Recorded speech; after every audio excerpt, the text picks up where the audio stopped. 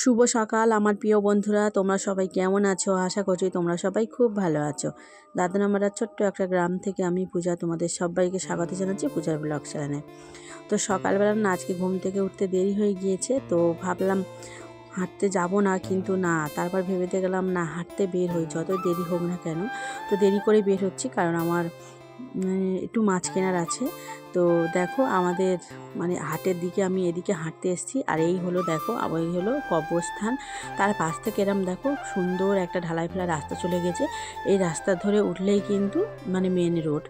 তো এখানেও একটা বাজার আছে, এখান থেকেই আমরা উঠে গাড়ি উঠে কোনো জায়গায় যেতে হলে এই জায়গা থেকে যায়। আবার আমাদের শেরপুরও বাজার আছে, ওখানে গিয়ে আবার শেরপুরেও বাজার করতে যায়। এখানে অল্প একটু হাট বসে, অন্য অন্য জায়গায় ওই বড় হাটটার দিকে অনেক বড় হাট বসে, আবার আমতলা থেকেও বাজার করে আনি। তো একটু জ্যান্ত মাছ কেনার জন্য এসেছিলাম, বাটা মাছ কিনবো। তো বাটা মাছ দেখো এখান থেকে আমি ওই 250 গ্রাম মতো বাটা মাছ কিনে নিয়েছি। নিয়ে এখন আমি দেখো বাড়ি চলে এসেছি। তো বাড়ি এসে দেখছি মেয়েও ঘুম থেকে উঠে বসে রয়েছে।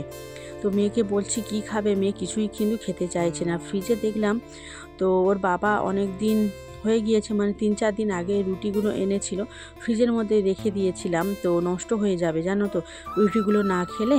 তো ভাবলাম আজকে সব রুটিগুলো কিন্তু তাওয়ায় সেঁকে নেব। তো জ্যাম আছে, মেয়েকে জ্যাম দিয়ে দেবো, আর আমরা হয়তো চা বানিয়ে খাবো। কিন্তু আমার মেয়ের জন্য বাড়িতে আর চা বানায় না, বানানোটা বন্ধ করে দিয়েছি। কারণটা কি বলো তো, মেয়ে চা বানালে না খাওয়ার জন্য ভীষণ বায়না করার, ওকে না দিয়ে খেতে গেলে আমার ভীষণ খারাপ লাগে।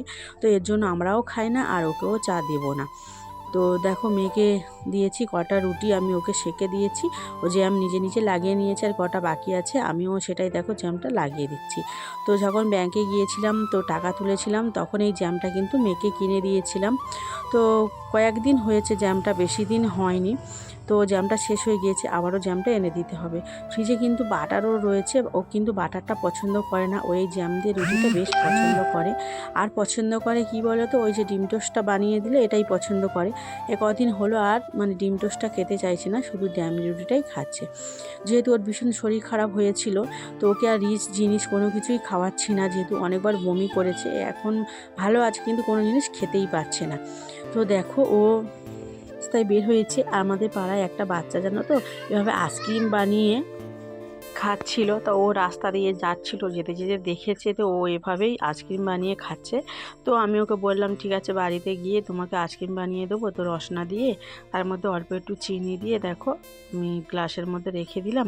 তো তারপর দেখো এই যে আইসক্রিমটা এনেছিল, এই আইসক্রিমের যে কাঠিটা, তো ওটা কিন্তু আমার ঘরেই ছিল, তো রেখে দিয়েছিলাম।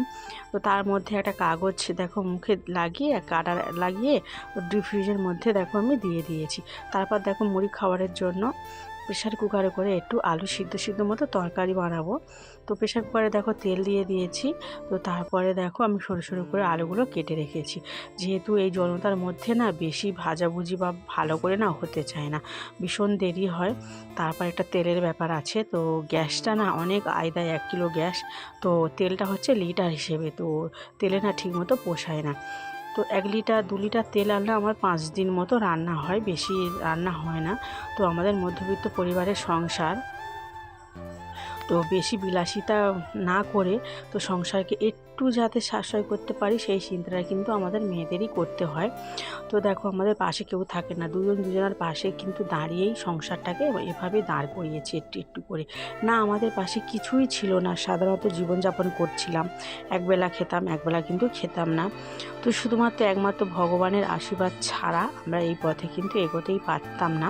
তো নিজের দেখাটা ছোটো ছোটো মতো বাড়িও করে নিতে পেরেছি, শুধুমাত্র দুজনের পরিশ্রম করে। তো দেখো নিজেদের কাছে কোনো ফোনও ছিল না, সেটাও আমরা দেখো কষ্টসৃষ্ট করে তো একটা ফোনও কিনতে পেরেছি, দোকানটাকে আস্তে আস্তে দাঁড় করাচ্ছি। কষ্ট না করলে জীবনে কিন্তু কিছুই পাওয়া যায় না। সকাল থেকে সন্ধ্যা পর্যন্ত সংসারের জন্য আমার অনেক অনেক কষ্ট করতে হয়। বরমশাইয়েরও দুপুরবেলা খেয়ে দেয়ে ও একদম একটু রেস্ট নিতে পারে না, ভীষণ কষ্ট হয়। রাতেরবেলা এসেই তাড়াতাড়ি করে খাওয়া দাওয়ার পরে কিন্তু ঘুমিয়ে পড়ে, মানে বিছানায় যদি একটু শুয়ে পড়ে তো সাথে সাথে ঘুমিয়ে পড়ে, ভীষণ পরিশ্রম হয়। তাও আমি ঘরে থাকি, দোকানে হয়তো বসে থাকি, একটু রেস্ট নিতে পারি পাকার হয়। তো এইভাবে আমাদের দুজনের জীবনযাপন করতেই হয়। তো সারাদিন কষ্ট করার পরেও যতটুকু আয় হয় তাই দিয়ে আমাদের সংসার জীবনটাকে আমরা চালিয়ে যাচ্ছি। তো কারোর কাছে আমাদের সত্যি কথা বলতে কারোর কাছে হাত পাততে হয় না, ভগবানের এই আশীর্বাদটাই রয়েছে। তো একমাত্র ভগবান ছাড়া আমরা কিন্তু এভাবে দাঁড়াতেই পারতাম না। আমাদের সুখে দুঃখের সাথে ভগবান সবসময় আমাদের পাশে রয়েছে। ছোট্ট একটা পরিবারে সুখ স্বাচ্ছন্দ্য নিয়ে এভাবে জীবন কেটে যাচ্ছে। সকালে সাধারণত আমাদের গ্রামের ঘরে মুড়ি ছাড়া আর কিছুই কিন্তু খাওয়া হয় না, অনেকে আবার পান্তা ভাতও খেয়ে থাকে। তো দেখো আমাদের গ্রামের জীবনে সবার প্রত্যেকের বাড়িতে সকালবেলা টিফিন হচ্ছে মুড়ি, চা, বিস্কিট এইগুলোই খেয়ে থাকে। তো তাই আমরা মুড়ি আর একটু আলুর তরকারি 3 জনে মিলে খেয়ে নিয়েছিলাম, একদম হালকাভাবে, ঝাল তো হয়নি। তো দেখো মাদের বাড়িতে গিয়েছিলাম, মা কয়েকটা কলা দিয়েছে। তো সেই কলাগুলো এনে দেখো আমি একটা খেলাম, বড়মশাইকে একটা দিচ্ছি। ভীষণ মিষ্টি জানো তো। আর আমার আবার কলা দেখলে না ভীষণ কলার পিঠে বানাতে ইচ্ছা হয় জানো তো। আমি খাই না, কিন্তু আমার মেয়ে বড়মশাই বেশ পছন্দ করে। তো কালকে না কাঁকড়া কিনেছিলাম জানো তো, চিতি কাঁকড়া। সবসময় চিতি কাঁকড়া আবার দেখতে পাওয়া যায় না। তো আমাদের রাস্তার ধারে থেকেই যাচ্ছিলো, মানে আমাদের গ্রামে থেকেই যাচ্ছিলো। তো 500 নিয়েছিলাম চিতি কাঁকড়া, 50 টাকা করে। তো সকালবেলা তো দেখলে আমি বাটা মাছ কিনতে গিয়েছিলাম, ওই 250 গ্রামের মতো বাটা মাছ কিনেছি। বেশি হয়নি, 8টা মতো বাটা মাছ হয়েছিল, মার কাছে কাটতে দিয়ে এসেছিলাম। মানে হেঁটে যখন বাড়ি ফিরছিলাম মার কাছে দিয়ে এসেছি। তো মাকে 4টে দিয়েছি, আমি 4টে নিয়েছি। তো মাদের পুকুরে জাল দিয়েছিল, বেশি মাছ হয়নি। তো মাদের অবশ্য নিজস্ব না, তো মাকে ঠাকুমারা দিয়েছিল, আমার ঠাকুমারা। তো মার ভাগ থেকে আমাকে কয়েকটা দিয়েছে, মানে একটা পোনা মাছকে 4 পিস করেছে। তো তার মধ্যে আমাকে 2 পিস দিয়েছে, 2 পিস রেখেছে। আর না একটা ফলুই মাছও দিয়েছিল, সেটাও 2 পিস করেছিল। আমাকে মাথাটা দিয়েছে, মাদেরকে লেজাটা দিয়েছে, আর কয়েকটা মোরলা মাছও দিয়েছে। তো সমস্ত কিছু মিলিয়ে দেখো একটা হালকা ঝোল বানাবো। তো আজকের আলু, পেঁপে, কাঁচকলা না প্রেশার কুকার একটাই সিটি দিয়ে নিয়েছি। তারপর তেলের মধ্যে অল্প একটু 5 ফোড়ন আর 2-3টে মতো কাঁচা লঙ্কা, একটু তেজপাতা দিয়ে ভাজা ভাজা করে তো প্রেশার কুকারের মানে ওই সেদ্ধটা সব সমেত দিয়ে দেখো ঢেলে দিয়ে একটু নাড়িয়ে তার মধ্যে দেখো একটু হলুদ, একটু লবণ দিয়ে দেবো, আর জিরে গুঁড়ো তো দেবই। তো এইভাবে ঝোলটা রান্না করছি একদম হালকাভাবে। তো চলো কিছুক্ষণ নাড়িয়ে একটু জল দিয়ে মাছগুলো দিয়ে কিছুক্ষণ ফোটালে আরও ভালোভাবে সিদ্ধ হয়ে যাবে। ঝোলটা খুব একটা হবে না, বেশ হালকা পাতলা মতো একটা ঝোল হবে। তো সেইভাবে তো বড়মশাই বলল শুধু মাছের ঝোল বানাচ্ছ, কয়েকটা পাঁপড় ভাজো না, খাওয়া হবে। তো ঘরে পাঁপড় ছিল, মোটা পাঁপড়ও ছিল। তো আমার এই মোটা পাঁপড়টা খেতে পছন্দ হয় না। তো তার জন্য কয়েকটা এই দোকানে যে পাতলা পাতলা যে পাঁপড়গুলো হয় না, সেই পাঁপড়গুলো দেখো কয়েকটা ভেজে নিচ্ছে। আর বড়মশাইয়ের মোটা মোটা পাঁপড়গুলো বড়মশাইকে দিয়ে দেবো। তো চলো কয়েকটা পাঁপড় ভেজে নিচ্ছি, নিয়ে এটা রেখে দেবো। একদিনে তো খাওয়া হবে না, মুড়ি দিয়ে কিন্তু 2-3 দিন বেশ ভালোভাবে চলে যাবে। একসাথে বেশি করে ভেজে নিয়েছি। তো দেখো কড়াইটা না কেমন একটা কালো মতো হয়ে গিয়েছে, কারণ এই কড়াটা না অনেক দিনের কড়া। মা আমাকে দিয়েছিল কড়াটা। তো মাকে দিয়েছিল আমার দিদা জানো তো।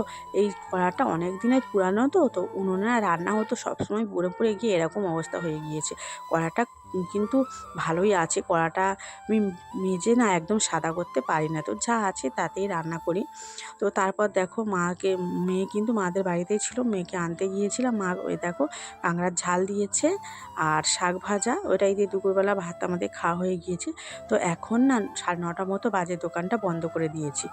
তো দিয়ে দেখো একটু কলা ছিল, বললাম না কলার বড়া বানাবো। তো তার জন্য দেখো কয়েকটা কলা বের করে নিয়েছি, চিনি নিয়েছি, লবণ নিয়েছি আর কালো জিরে, এই দিয়েই একটা ডো মতো মেখে তারপর বড়াগুলো ভেজে নেবো। চলো একবার মেখে তারপর তোমাদেরকে দেখাচ্ছি। এই দেখো তো কলাটা ভালো করে চটকে নিয়ে চিনি দিয়েছি, ময়দা দিয়েছি, জল দিয়ে আর একটু লবণ দিয়েছি, কালো জিরে দিয়ে মাখিয়ে একটা ব্যাটার মতো করে নিয়েছি।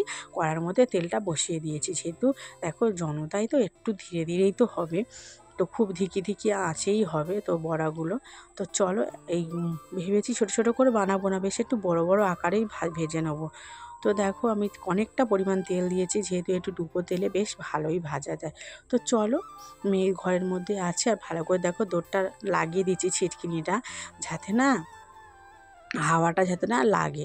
যন্ত্রটা হাওয়া লাগলে কী বলো তো একদম আস্তে আস্তে জ্বলবে। আর এই দেখো বড়াগুলো বেশ একটু বড় বড় করে পিঠের মতো করে ভেজে নিচ্ছি। তো খেতে বেশ ভালো হয় জানো তো।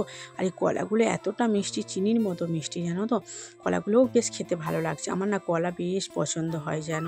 আর এই তেলে ভাজা জিনিসটা তো যেহেতু আমি অ্যাভয়েড করে দিয়েছি এখন তেমন একটা খাচ্ছি না। তো বরমশাই যেহেতু খেতে পছন্দ করে, ও আর মেয়েকেও দেবো। তো চলো বড়াগুলো ভেজে নিয়ে তারপর কতটা পরিমাণ হয় তোমাদেরকে দেখাচ্ছি। আর আমার ভিডিওটা যদি তোমাদের ভালো লেগে থাকে তোমরা অবশ্যই লাইক, কমেন্ট, শেয়ার করে তোমাদের দিদিভাইয়ের পাশে থেকো। প্লিজ প্লিজ করে একটু সাপোর্ট করে যেও, একটু ভালোবাসা দিয়ে যেও। তোমরা না ভালোবাসা দিলে আমি কখনোই কিছুই হতে পারবো না। একটু তোমরা মিষ্টি মিষ্টি কমেন্ট করে যেও। যদি ভিডিওটার মধ্যে কোনো ভুল হয় তোমরা অবশ্যই কমেন্ট করে জানিও, সেটা আমি শুধরে নেওয়ার চেষ্টা করব। তো মানুষ মাত্রই তো ভুল হয়, তোমরা প্লিজ প্লিজ দিদিভাই হিসেবে ক্ষমা করে দিও। আমার কথাবার্তার মধ্যে যদি কোনো ভুল শব্দ হয় তো একটু মানিয়ে নিও প্লিজ। তো ভিডিওটা এখানেই শেষ করছি। তো tata, bye bye, good night, সবাই ভালো থেকো, সুস্থ থেকো।